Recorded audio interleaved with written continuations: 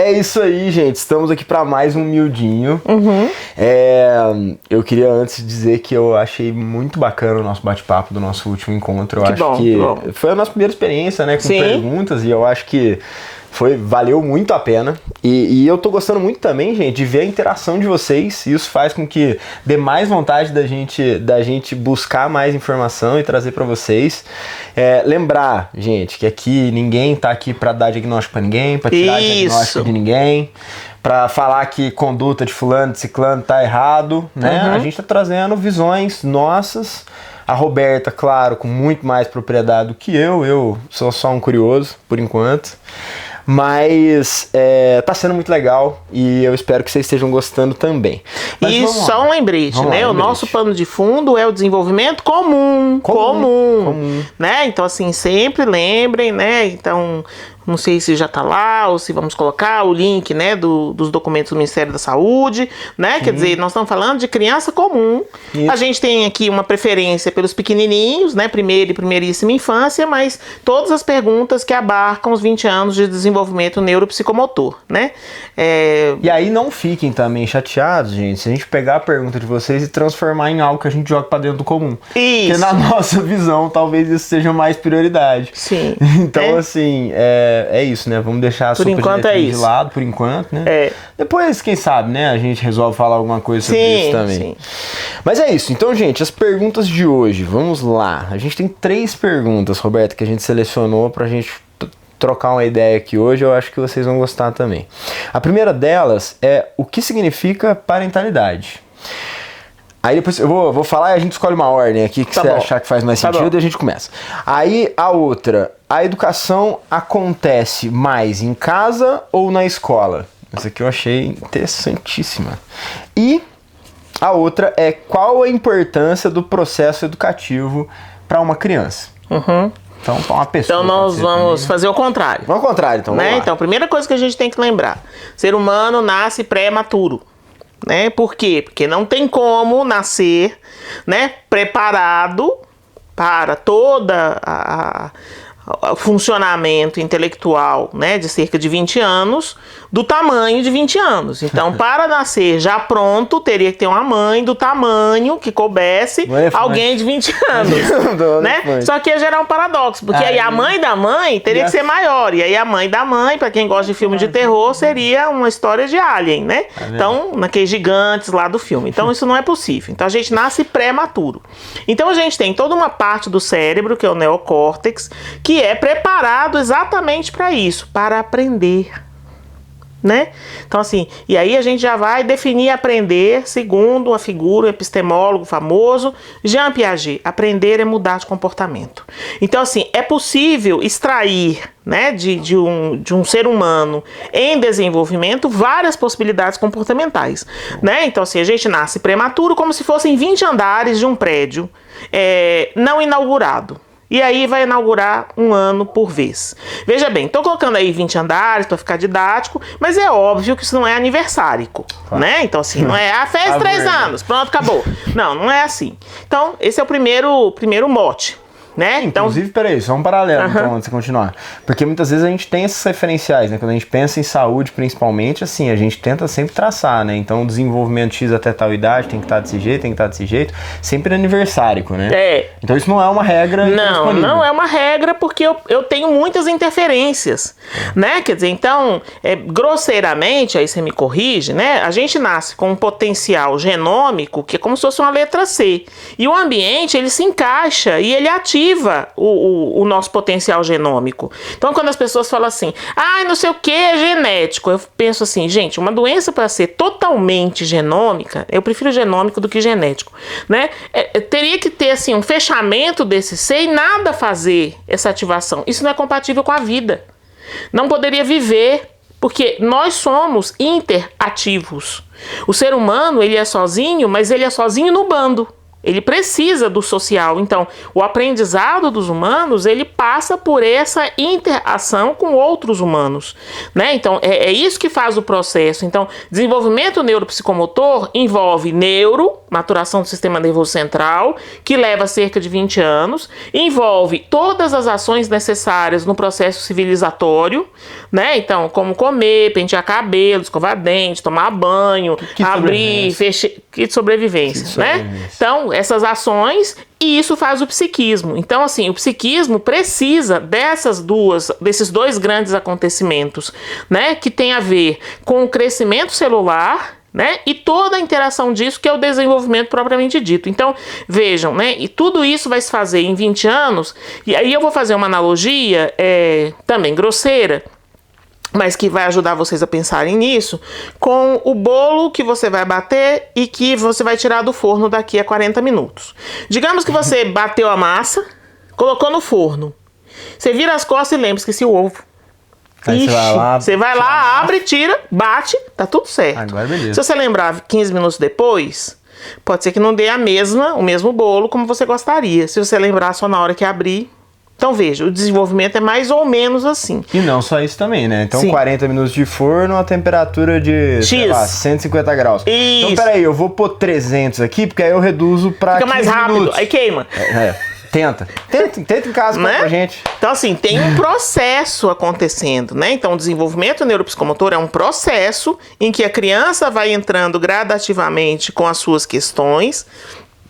A família vai fazendo o aporte disso, né, com as suas possibilidades. Atrás da família eu tenho um bairro, eu tenho uma cidade, eu tenho uma comunidade, tenho uma sociedade, tenho uma história, né? Então, assim, cada um de nós tece uma historicidade dentro da história. Então, veja, todo esse conjunto faz com que essa criança seja constantemente ativada e reativada e interativada pelo contexto, né, para construir o próprio texto. Então, dentro desse conjunto, a gente tem algumas etapas esperadas. A gente tem um período extremamente plástico, né, que é o período do início ali até 2, 3 anos. Depois a gente tem um período muito plástico, mas diluído, dos 3 anos até a puberdade. Depois a gente tem mais, que é uma grande reviravolta, né, porque aí vira criança do avesso, vira outra pessoa.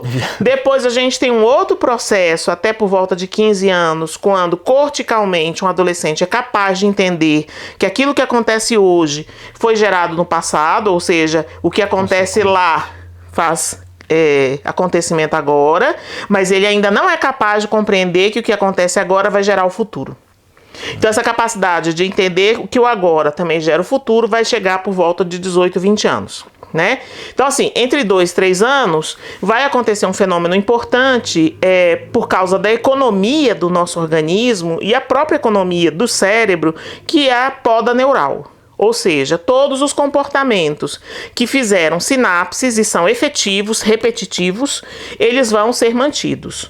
Não interessa para o cérebro, gente, se é bom, se é ruim, adequado, inadequado. É usado ou não usado. É usado ou não usado, né? Então, uma criança de 2 anos, por exemplo, tem potencial para estar sem fralda, comendo de tudo, conversando minimamente com os outros, inclusive pessoas estranhas, não usa mais nenhum objeto de segurança, dodô, paninho, chupeta, né? Não usa mamadeira, tá? E já pode, inclusive, compreender as primeiras organizações dos outros socialmente. Então, isso é uma criança de 2 anos com potencial. Tivemos aí a situação pandemia 2020, 2023. Encontramos crianças de 4, 5 anos. Então, as crianças da pandemia, né, de 20 a 23, elas chegam usando uma série de ferramentas de crianças para baixo de 2 anos. Ok. Por quê? Uma situação de isolamento, uma situação de dificuldades. Então, veja, o entorno interfere no processo educativo. Então, vamos pôr nome nas coisas e conceituar, né? De acordo com aquilo que eu penso, óbvio, né? Quando eu falo de educação, eu estou falando de 3 ações. Ação número 1, eu vou pôr crédito nessa criança. Investimento.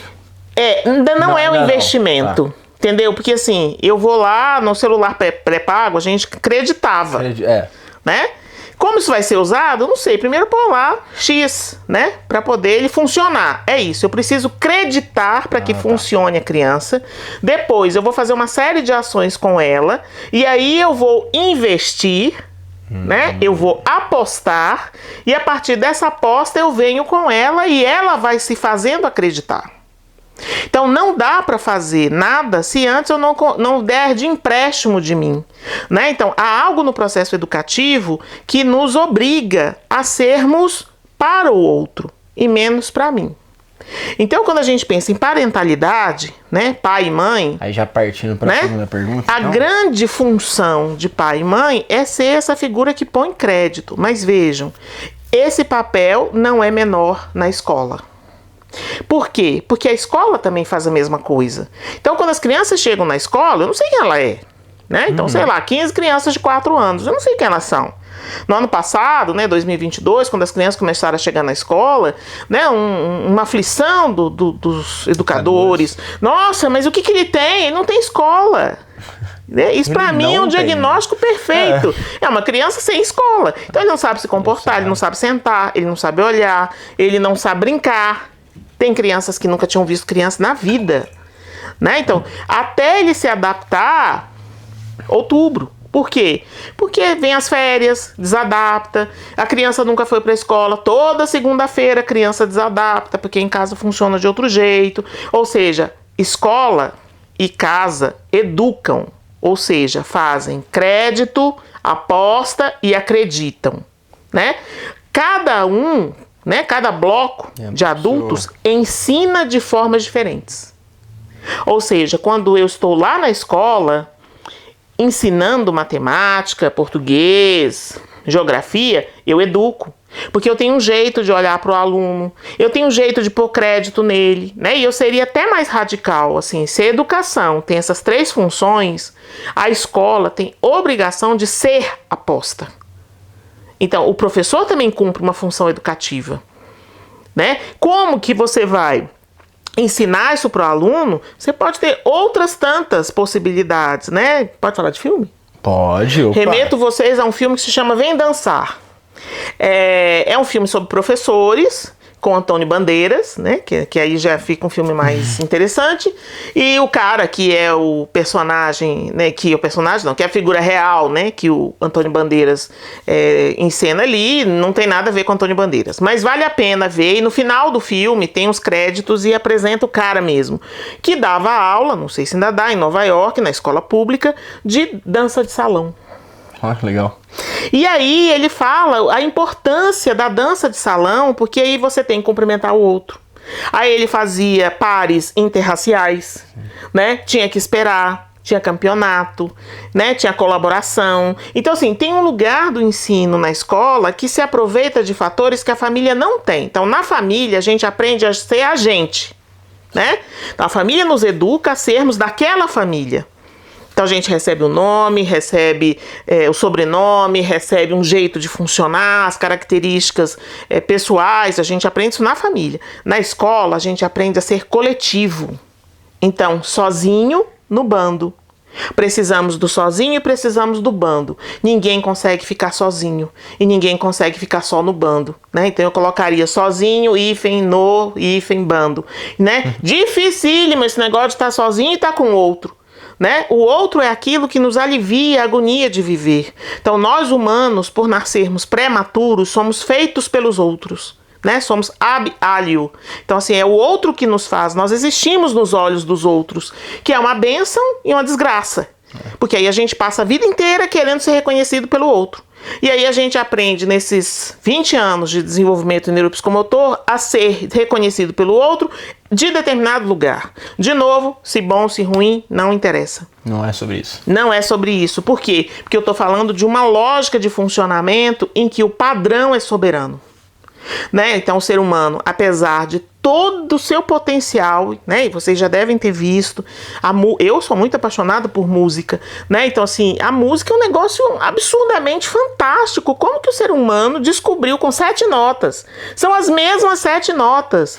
Quantas músicas são possíveis? Isso eu acho isso assim absurdamente fantástico, embora eu não toque nenhum instrumento, assim, não tenha nenhuma habilidade musical, né? Mas eu acho isso muito, muito demais, né? Mas também quando dá pra fazer coisa errada, nossa, né?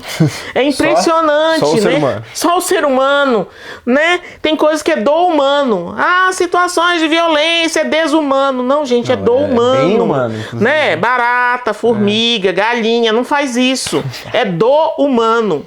Quando acontece é uma exceção, mas não é regra, é do humano. Então, dentro de nós há um oco, né? Que é essa busca pelo outro incessante e a dificuldade de estar com o outro, que também é muito grande, né? Porque o outro é o outro. Quando eu vim trabalhar no sul de Minas, fui docente universitária numa cidade próxima daqui, em Alfenas.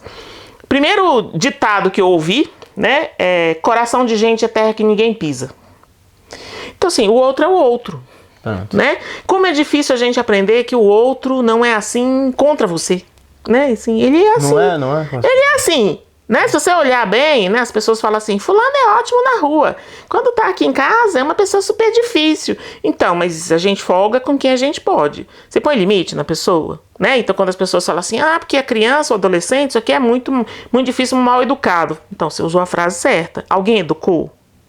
E aí eu vou vir com uma palavrinha importantíssima no processo educativo, seja onde ele estiver, e ensinativo, que eu gosto até de usar tudo grudado. No processo educativo e ensinativo, o nosso horizonte sempre, além da aposta, se chama inserção. Eu adoro a palavra inserção, porque não tem antônimo. Então, assim, eu insiro ou eu insiro. Pronto, né? E aí toda criança tem o direito de ser inserida. Aonde? Nos marcos civilizatórios. Mesmo que isso dure o tempo todo do processo do desenvolvimento, não importa. Né? Então, para ela conseguir aprender determinada coisa, ela levou 20 anos. Tá bom. Beleza. Não tem problema. Né? E aí já façam a parte. A gente faz 20 anos e não para de aprender. A gente não para de modificar comportamento.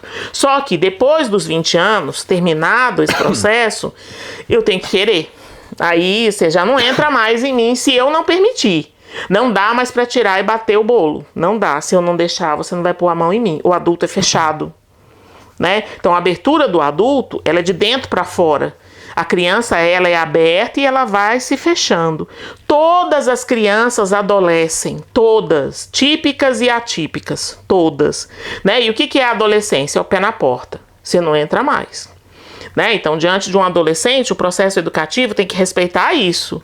Como a criança, a gente dobra a criança, né? Não, vamos lá, vem cá. Quando você vê, a criança já fez aquilo que você quis.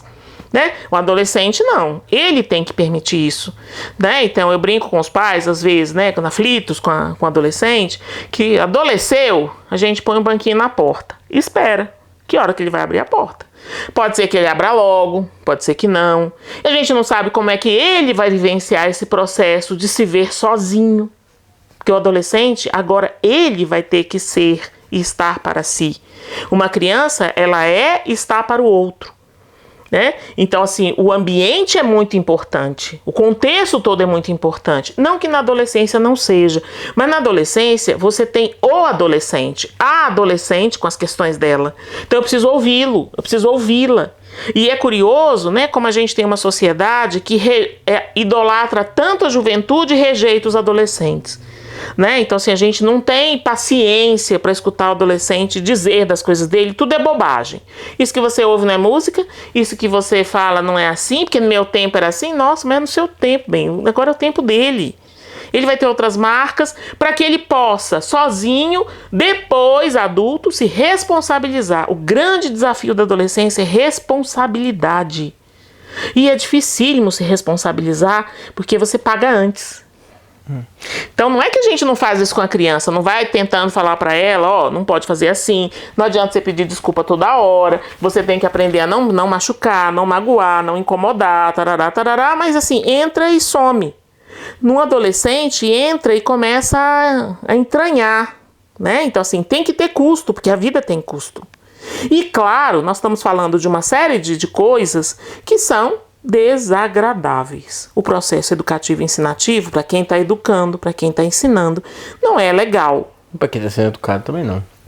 Também não, né? E quando a gente fala de pais e filhos, a gente não está falando do filho da vizinha da terceira rua, você está falando do seu filho. Sim. Né? E quem já ouviu do seu filho, né? A primeira vez, principalmente o primeiro filho. Quando você ouve de um filho, né? Que ele te ama, é um negócio, assim, que tem uma intensidade, uma potência, né? Quer dizer, muito grande. Porque é um amor igual boneca nova na caixa. Né? Não é que é amor requentado que você tem de namorado, amante, não é nada disso. É um amor novinho, que olha no fundo do seu olho e fala, eu te amo. Ele é muito cativante e a gente tem todo um canto da sereia do mercado, né? Que é uma coisa que eu vou falar daqui a pouco, que fica encantando os pais, né? Com aquilo que eu chamei em 2014 do discurso do amanhã. Dê ao seu filho tudo que você não teve para que ele seja feliz, coisa que você não foi porque você não teve tudo. E esse é um canto da sereia tão fantástico, assim. A gente acredita que você vai produzir um outro ser humano melhor. E aí eu acho que é uma coisa também importante, né? O que você acha de fato que você vai produzir, né? Porque e a tua expectativa dentro disso? Belchior, ainda somos os mesmos, vivemos como nossos pais. Pronto. Porque somos humanos, defeituosos e imperfeitos, gente. Vai produzir mais um imperfeito, né? E a boa educação tem que falhar. Sim. Tem que ter falha para que depois, adulto, ele olhe para isso e fale pro pai, pra mãe, pro professor, eu não gostei do jeito que você ensinou não, vou ensinar de outro jeito. Por favor, faça do jeito que você quiser. E é importante que ele faça de outro jeito. É importante que ele dê conta do próprio desamparo existencial, que é aquele oco que eu falei, que todo mundo carrega, e que ele entenda que, a despeito de qualquer objeto ou situação, o que mais apazigua esse desamparo é o encontro com o outro. Mas é difícil ficar com o outro, né? Porque assim, o outro é o outro. É o outro, né? Não dá pra prender o outro comigo, né? 24 horas, né? Vou citar outro filme, Encaixotando Helena. Velho esse filme, né? E aí o moço apaixonado pela moça, a solução que ele arrumou foi cortar os braços e as pernas dela. E ainda assim ela não era dele. Né? Então, assim, por causa daquela história lá, coração de gente é terra que ninguém pisa. Então, há algo aí pra gente pensar no processo educativo e ensinativo que não pode desmerecer o lugar da criança, do adolescente, né? do jovem adulto, ou mesmo de um bebê. Eu tenho que acreditar ali. Né? E é interessante que a educação comum, os pais comuns, né? Quando o bebê chora, eles não chegam do lugar só de levar o alimento, né? Eles chegam perguntando, né? O que foi? Você tá com fome?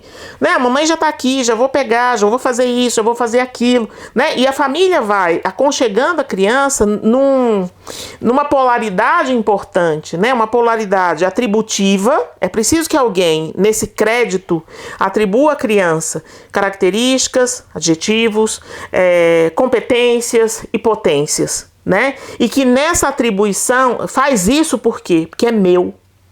Então há um lugar, né, que nós vamos chamar aqui de função materna, que é esse lugar do tu és meu, que a família tem que fazer, né? E que isso acontece com criança adotada, com criança biológica. Às vezes não acontece com a criança adotada, às vezes não acontece com a criança biológica, né? Quer dizer, e isso é tão radical, né, que até as pessoas que a mãe, por exemplo, ou ninguém fez essa função materna de uma maneira corporeificada, ou seja, muita gente cuidou, mas ninguém fez essa pertença com potência, né? A pessoa fala assim, minha mãe me abandonou.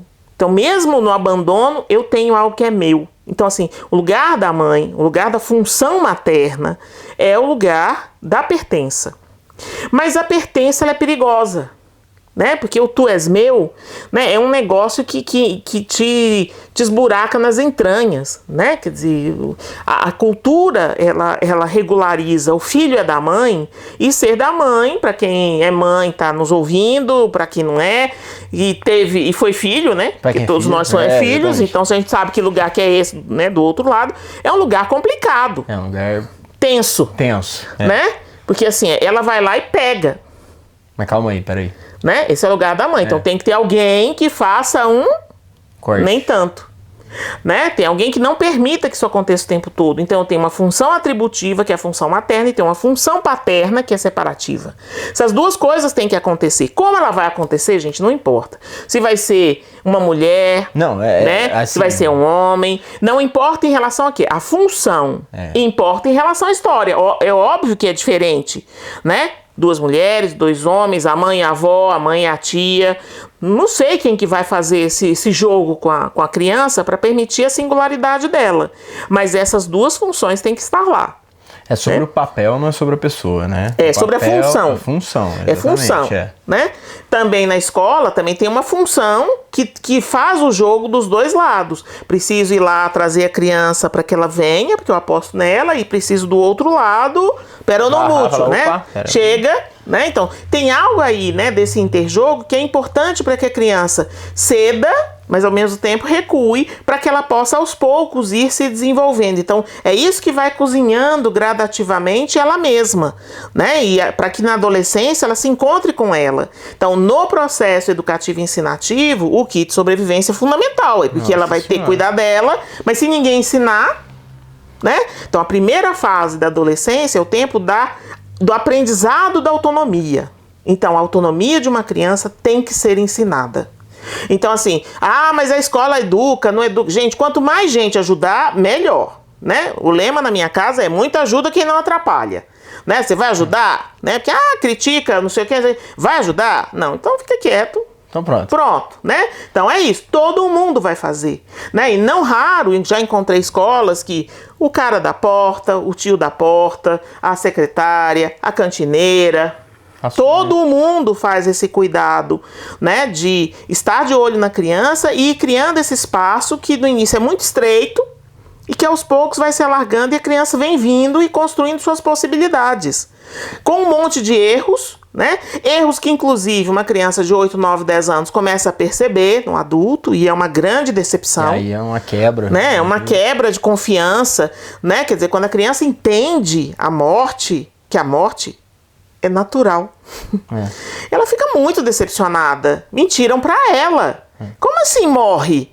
Né? Eu tô no auge, né, da força, da beleza, 10 anos. Como assim morre? Eu não, morre você. Eu não quero saber disso não. Que você que vai morrer, você no seu tempo, né? Então meus filhos falavam nessa idade, né? No seu tempo, e eu sempre falava assim, no meu tempo da idade da pedra, né? Então era assim, assim, assim. Tinha telefone quando você era criança? Tinha, não era na minha casa. E olha que notícia ruim chegava. Chegava mais rápido aí que o telefone hoje. Então assim, para com isso. O meu tempo foi o meu tempo. E no seu tempo tem o quê? Né? Então, esse encontro com a criança de um outro lugar, agora que começa a ser paritário, ele não é fácil para os pais que cumpriram função.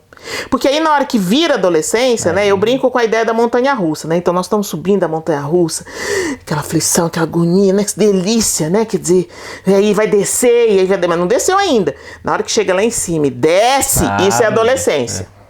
Né? E aí desce mesmo. E tem gente que gosta da adolescência e tem gente que não suporta, porque agora você tá sozinho. Então você aprendeu a ser com os outros? Ok, bem ou mal, agora você vai dar conta de você.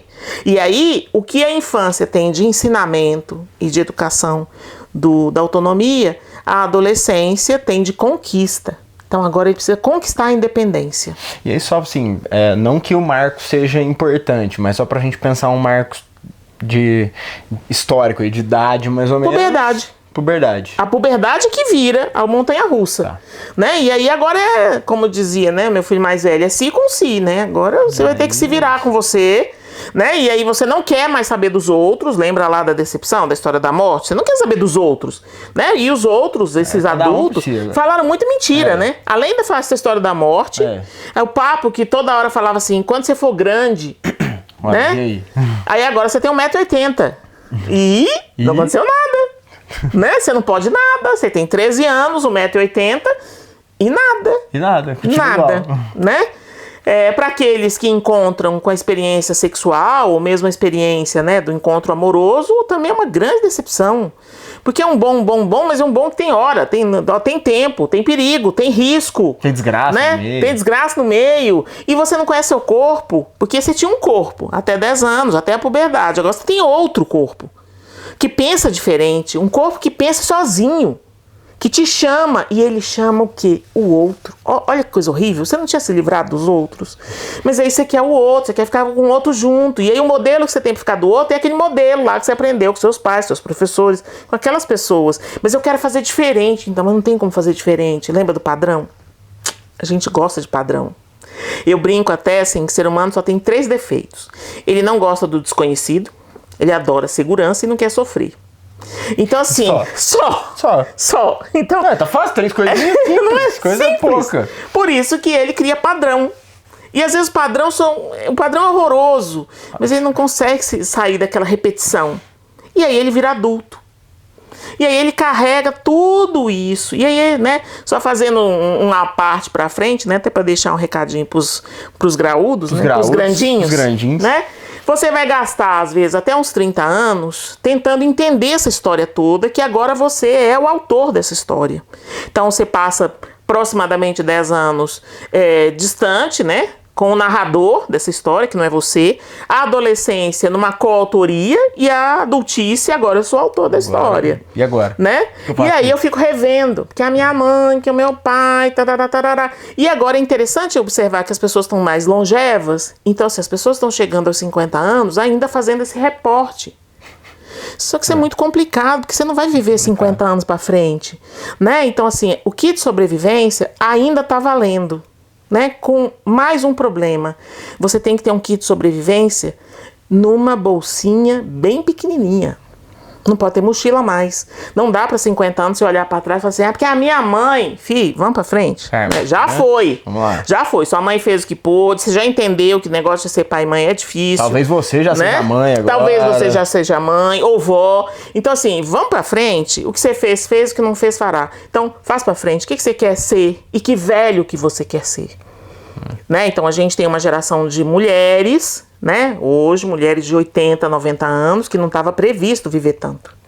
E aí você vê mulheres com 80, 90 anos lúcidas, muitas vezes com energia, a cabeça não envelhece, né? Vamos lembrar disso, e elas não se ocuparam, né? E o tempo não morreu. Não morreu. É aquele negócio, né? Na verdade, assim, eu tava até escutando você falar uma hora aqui sobre a questão no meu tempo, mas peraí, o meu tempo, esse tempo também é meu tempo, né? Sim, tipo assim, só que a gente fica parado lá. Só que a gente fica lá pra trás, né? Então, assim, na virada 20-30. As pessoas, peraí, esse aqui é teu tempo também. Não adianta você falar no meu tempo tentando desresponsabilizar o que tá acontecendo aqui, porque o que tá acontecendo aqui é teu também. O ideal é que a gente estivesse aberto ao processo ensinativo e educativo a vida toda. Sim. Que a gente se dispusesse a novos aprendizados mesmo depois dos 20 primeiros anos. Só que aí dos 20 primeiros anos a gente não tem mais a plasticidade cerebral. Ela até existe na gente, mas ela existe para se der errado alguma coisa em termos corticais. Sofri um AVC, por exemplo. Aí perdi a capacidade de ler e escrever. Você tem 2 anos de janela de oportunidade para aprender tudo de novo, se você quiser. Né? Então assim, tem aí um processo de acontecimento que inclusive já faz pensar não mais em envelhecimento, mas em envelhecência. Num processo de 40 anos até mais ou menos 60, que você vai se preparando para ser velho. Mas aí é outra história. Mas só para vocês verem assim, como somos dinâmicos e como essa constituição de padrão, ela tem um lugar na infância e adolescência, mas ela tem que ser gradativamente desconstruída, ou seja, é preciso sempre estar aberto a novas possibilidades. Então, voltando nas perguntas, né? Todo mundo educa, inclusive o vizinho, inclusive a moça da padaria, todo mundo tem responsabilidade social em relação à inserção das crianças nos marcos civilizatórios. Então, né? Não é só a escola, então, não é todo mundo, que essa atribuição de que tem gente ali. Hoje eu vi uma criança, inclusive, numa conversa com os pais sobre uma outra criança deles, e eles estavam com uma criança de quase 1 ano. E aí a criança chega lá no colo do pai, e ela nunca tinha visto a gente, né? E sempre quando eu tenho uma situação que tem uma criança, eu converso primeiro com a criança. Né? Eu falei, nossa, que menina bonita, quem é você? Aí o pai, claro que ela não vai responder, né? O pai respondeu, é a fulana. Eu falei, mas que gracinha e tal. E ela fez assim pra mim. Falei, vô, onde você quer que eu vá? E ela ria, né? Então assim, ela ficou no chão enquanto a gente tava conversando e de olho na gente. E cada vez que ela olhava pra mim, eu olhava pra ela. Né? E eu falava alguma coisa, eu brincava um pouco, eu dizia algo. Tem essa construção, né? O que ela tá entendendo? Essa não é a questão. Não sei, não é a questão. Não é a questão. A questão é que eu tô colocando ela na roda. Ela faz parte. Não é um negócio à parte. Não, né? E se fosse ela a queixa principal, eu ia conversar com ela. né? Ela tem que estar incluída, mesmo tão pequena. Ela tem que fazer parte do jogo, né? Então, todas as crianças têm direito a fazer parte do jogo civilizatório, independente se são típicas ou atípicas. Cada uma vai participar na sua possibilidade, né? Então, assim, eu tô falando para vocês que toda educação, ela tem que ser equitativa, a cada um segundo suas diferenças, e ela tem que ser insersora. Não existe essa palavra, né?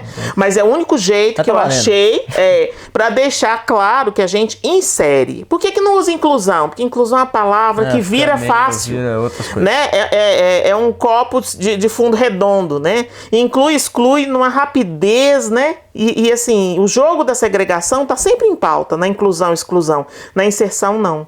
Eu tenho repetido isso em muitos lugares, né? Para ver se isso em algum momento cola, né? Para que a gente pense numa educação insersora.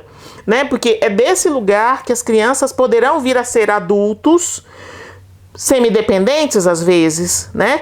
Para que elas sejam viáveis no bando. Porque o bando humano não suporta pessoas dependentes. E aí, né, já comentamos por aqui, temos que tomar muito cuidado com isso, porque a gente passou por toda uma discussão, né, de internação de crianças e adolescentes em hospício. Sim. E a gente precisa sair daí. Nem vamos medicalizar e nem vamos patologizar as crianças. E aí, como palavra final, para que tudo isso aconteça da melhor maneira possível, nós, sociedade, precisamos proteger os pais. Os pais não têm com quem conversar, os pais são facilmente capturados pelos especialismos, pelos nomes diagnósticos, por uma mídia, social medias, né, bastante mal intencionada, né? Uma mídia que põe medo na gente, né? Uma mídia que só quer que a gente fique com ela. Pelo psicólogo do Instagram, os especialismos, né? Eu chamo de especialismo. Especialismo inclui isso, né? Também, né? Inclui todos essas pessoas que, a partir de um cientificismo, ou seja, não fazem ciência, se colocam nessa situação de querer tirar do outro a sua autonomia, né? E aí, final do final.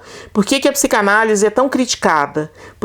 Porque a psicanálise é aquela que trabalha com cada um, para que ele descubra o seu cada qual. Numa sociedade massificante e alienante, não é nada interessante. Numa perspectiva neoliberal e necropolítica, menos ainda. Então, assim, isso que a gente está fazendo aqui, Guilherme, é um desafio. Porque você virar, é muito necessário você virar e falar assim, olha, 3 formas de se educar uma criança. Não. Três formas de quê? Calma. Tudo que é muito fácil, ou tudo que parece muito fácil, não é. Tenho certeza que não é. E é isso, né? Eu acho que quando a psicanálise traz isso, traz essa individualidade, traz que não é assim, não é preto no branco, não existe isso. Não, eu não sei. Não sei. Eu não sei, vou saber junto com o bebê, vou saber junto com a criança, com essa família, nas condições deles, no tempo deles, na possibilidade deles. E vou mais escutar do que falar, né? E aí eles vão construir possibilidades. Isso tem uma consistência, mas isso é subversivo. Né? E é educador. Mas é educativo. Exatamente. Né? E é desse lugar que a gente fala. Exatamente. Não é de outro. Exatamente. Bom, eu acho que assim, a gente conseguiu, de certa forma, matar todas as perguntas de uma vez só. Eu acho que isso foi muito bacana, a gente conseguiu amarrar muito bem. Eu acredito que, assim, de fato, esse é um tema que talvez... isso vai gerar um certo... burburinho. Um certo murmurinho. Que bom. Ainda bem, por favor, fique à vontade de fazer críticas, gente. Fique à vontade para fazer sugestões também. Elogios são bem-vindos também. Se houverem. Mas eu acho que é isso. Eu acho que eu acho que não existe nada sem a educação. A educação, ela é parte integral de tudo, ela é parte integral da vida, da rotina, humanização. Da humanização. Você não vira ser humano, você não vira gente. E você não faz parte do bando sem educação. E eu acho que foi muito legal. Eu acho que, assim, foi bastante coisa. Sim. Então, gente, convido vocês a reouvirem caso vocês não conseguiram absorver tudo, porque de fato eu acho que faz sentido ficar refletindo sobre isso. E também já vou deixar o nosso convite aqui.